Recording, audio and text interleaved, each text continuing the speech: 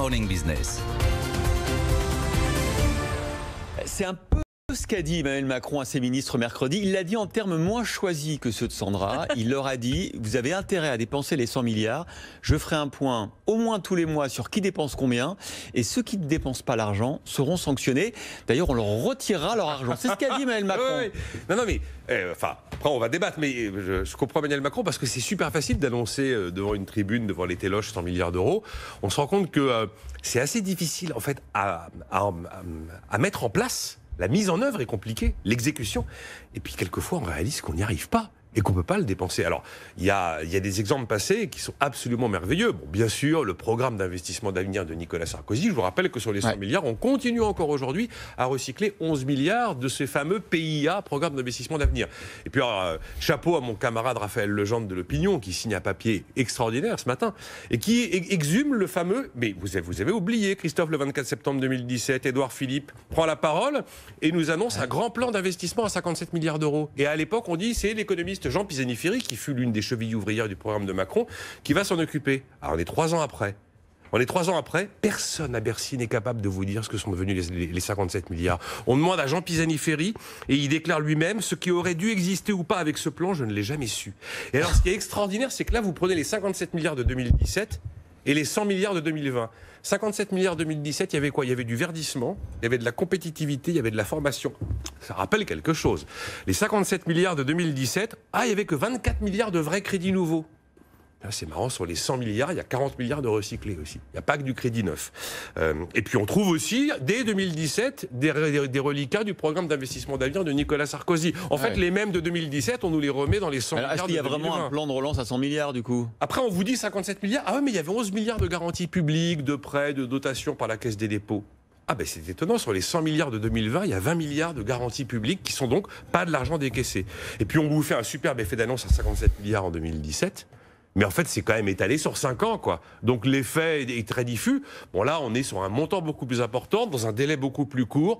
Et quand vous faites le parallèle entre l'effet d'annonce 2017, qu'est-ce qui se passe 3 ans après, l'effet d'annonce 2020, qu'est-ce qui se sera passé dans 2 ans, les raisons de douter existent. Alors c'est pour ça que le président veut mobiliser ses ministres pour qu'ils dépensent l'argent, parce que c'est indispensable selon lui. Dépensez, sinon vous serez sanctionné. Vous serez sanctionné. Jean-Marc Daniel va adorer.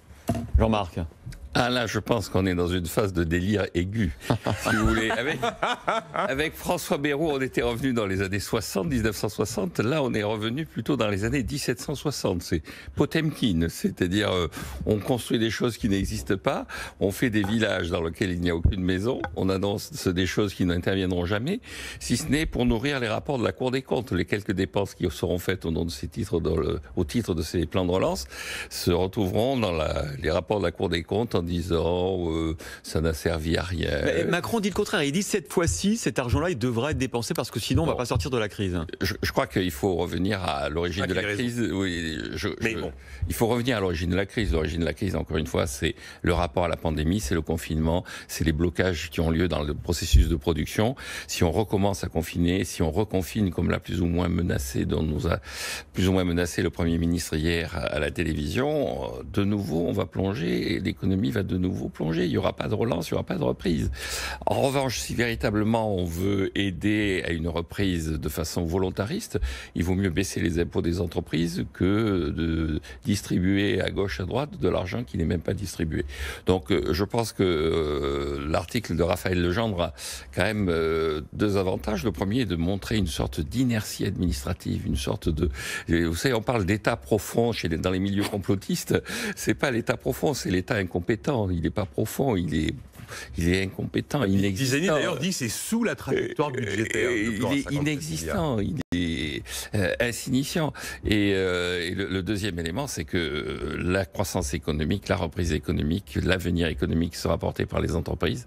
Et donc, si l'État veut véritablement faire quelque chose de concret, et bien que les 70 milliards d'impôts de production qu'il a condamnés, qu'il a montré du doigt, qu'il a stigmatisé au travers du rapport du CAE, qu'il les annule. Là, ce sera concret, rapide, et il est sûr qu'il y aura des conséquences, qu'il y aura une réelle conséquence sur l'activité économique. Bon, après, si on veut que le plan fonctionne, attention à l'histoire des contreparties. Si on va trop loin dans l'histoire des contreparties, on va tanker toutes les mesures, parce que moi, je suis entrepreneur sur mes une montagne de contreparties jusqu'à une menace d'interdiction de licenciement, je ne les demande pas, les mesures. Oui, on peut faire une prochaine chronique pour dénoncer l'absurdité des contreparties. Mais... On n'a pas déjà fait? On l'a déjà fait, Oui, mais bis repetita placent. Oui, non, mais c'est vrai que c'est pas mal d'en mettre une couche. Merci, messieurs Jean-Marc Daniel, Nicolas Dose dans Good Morning Business.